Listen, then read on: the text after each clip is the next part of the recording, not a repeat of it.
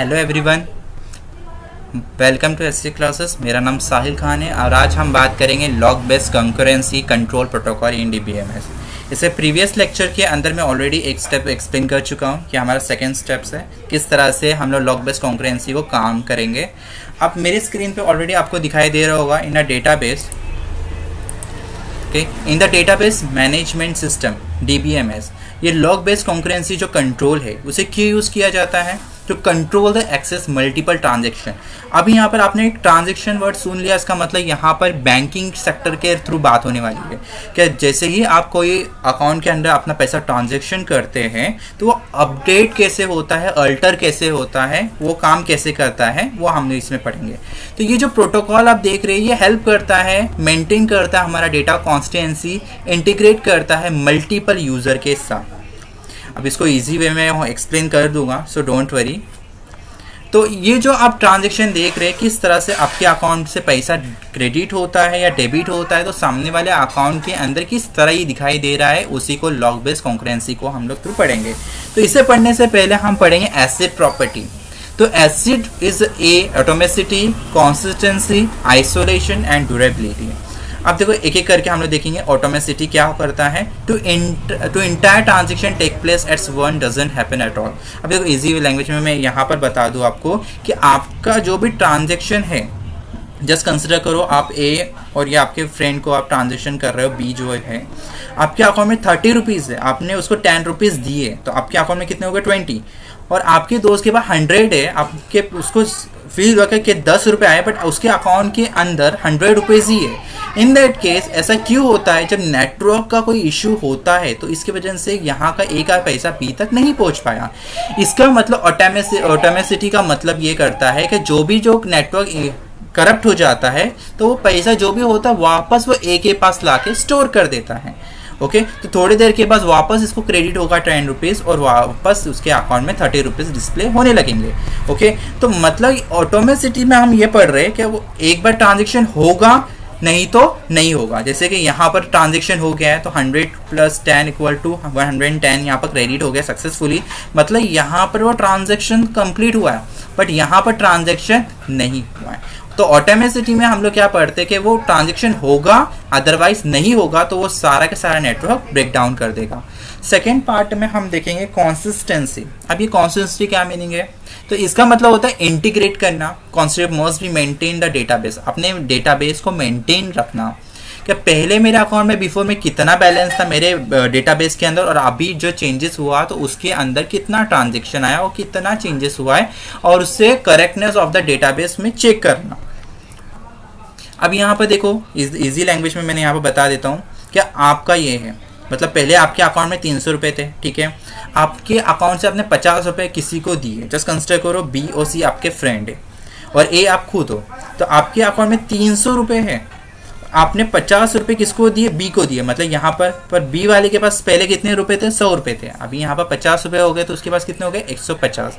मतलब अभी आपके पास बैलेंस कितना होगा? 250। तो कॉन्स्टेंसी में अपडेट भी हो रहा है। यहाँ देखिए पहले 300 थे आपके पास, 50 गए, आपके पास 250 हो गए। अभी आपने वापस 250 में से सी को पैसे दे दिए 20 रुपीज़, और अभी यहाँ देखो 50 था इसके पास, सी के पास, अब 20 आके इसके पास कितने हो गए? 70 हो गया। तो मतलब आपका अगेन क्या हो गया? माइनस हो गया, और क्या बच गया? 230।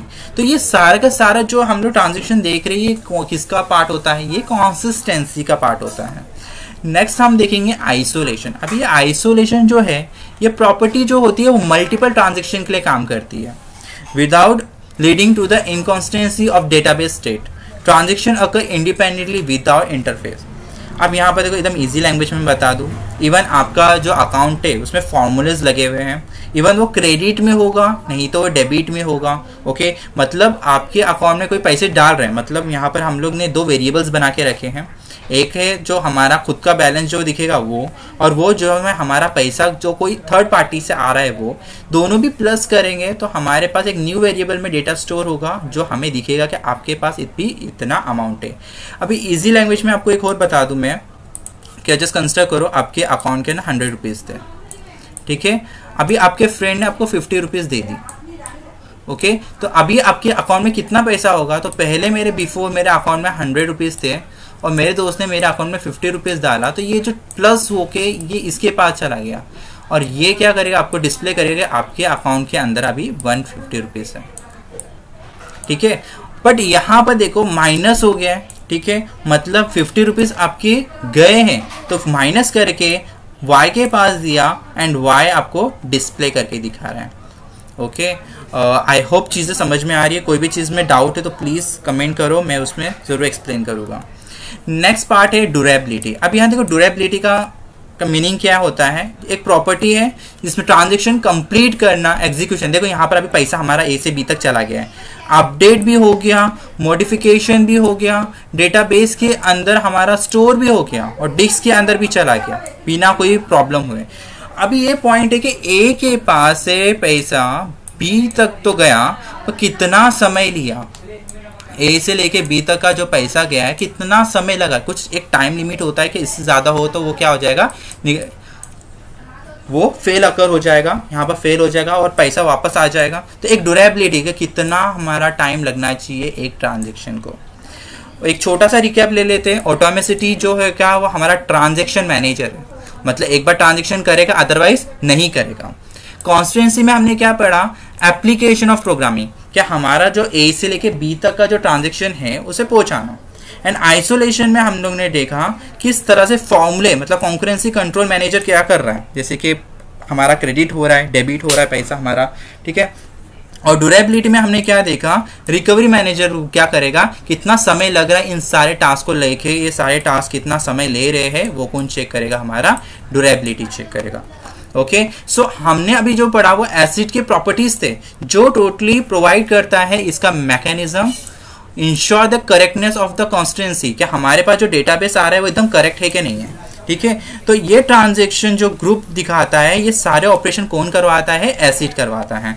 तो ये सिंगल यूनिट प्रोसेसर है, कंसिस्ट करता है, हमें रिजल्ट दिखाता है, आइसोलेट करवाता है, ऑपरेशन यूज करने हैं, मतलब हमारा अपडेट करवाता है, हमारा जो भी रिजल्ट होगा वो अपडेट होगा और कितना समय लगेगा और उसको डेटा को स्टोर करेगा।